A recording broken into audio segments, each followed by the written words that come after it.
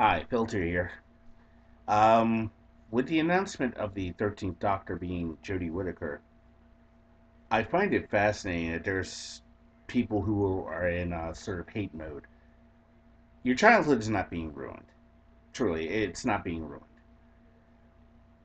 Right now, I'm being open to a lot of things. It's not like this is a reboot of Doctor Who.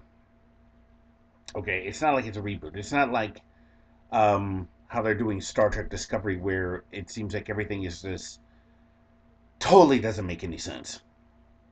This is a natural continuation of the story. The character, as you all know, is a Time Lord. Time Lords are not set in, per se, regenerations. They established that. As far back as the episode A Hand of Fear, it was established that regeneration can take from rocking a Y chromosome to the XX chromosome. It's just basically it. Um, we did not have a problem with the Master becoming Missy. Honestly, we didn't. We did not have a problem with that because let's be honest, it was kind of interesting.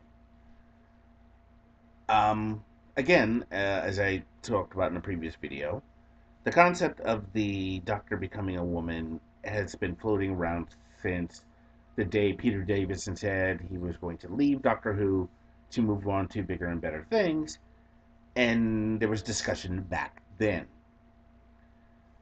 People were, like today, ambivalent about it. But now it's going to happen. I know many of you have a certain doubt about whether this is going to work, but again, if Miss Whitaker can give her A game, this this show will continue as it's supposed to, and more power. There was discussion of a female doctor when Tennant was leaving. There was discussion when Matt Smith was leaving, and again, it is now given us fruition. It has now come to fruition. So I know many of you out there are like going, this is going to ruin the show. The only way the show could be ruined is if, and I'm going to put it to you this way, if the showrunners and the writers decide to go with low hanging fruit. Do not make this new Doctor an allegory for the success we should have had with Hillary Clinton. Do not do that. Do not do that. Do not make low hanging fruit jokes about Donald Trump, which was shown in the one episode where Bill says, I think the president was orange. That was the stupidest joke I ever. I said, you know what? That was cringy. That was so damned cringy. So that is my plea to the showrunners and the writers. Do not go there. Do not go to that point. Or I guarantee you, you will lose viewers, especially here in the States. You will lose them. Because people are not going to want to sit there and have their intelligence insulted. Now, the upswing. Again, I just have to lay out that we could do so much with the show. Well, not we, but we as fans, we could enjoy the show. The showrunners could do so much. They could do a really good job with this. So again, stop the hate and just come on, give her a chance. Let us see what she could do. Let's see what the because let me put it this way.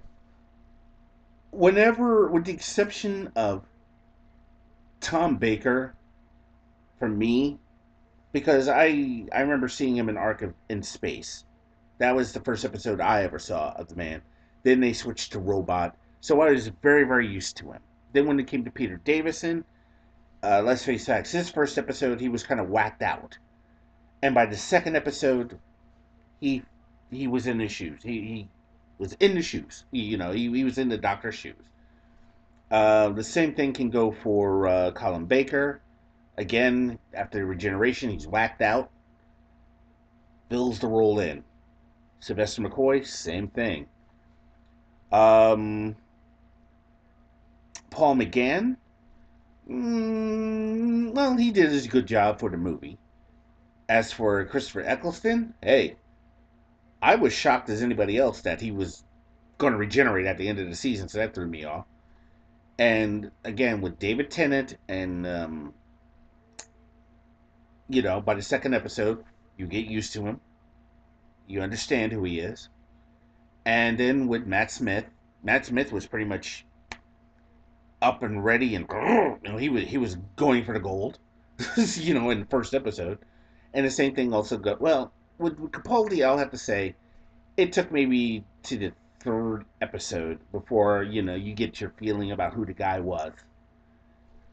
And I say right now, writers, go for the jugular. Establish who this new doctor is. Establish the personality. Put it all out there first front. That's it. Just do that. And I guarantee you we will enjoy this show with this new doctor. Back to what I was saying, guys, all you have to hate. There's no reason for it. Let's see what happens. Give it till at least I'd say the next Christmas special before you say, okay, gotta go. That's all I would ever ask. Just do that. Until then, I'm Filter. Y'all have a good one.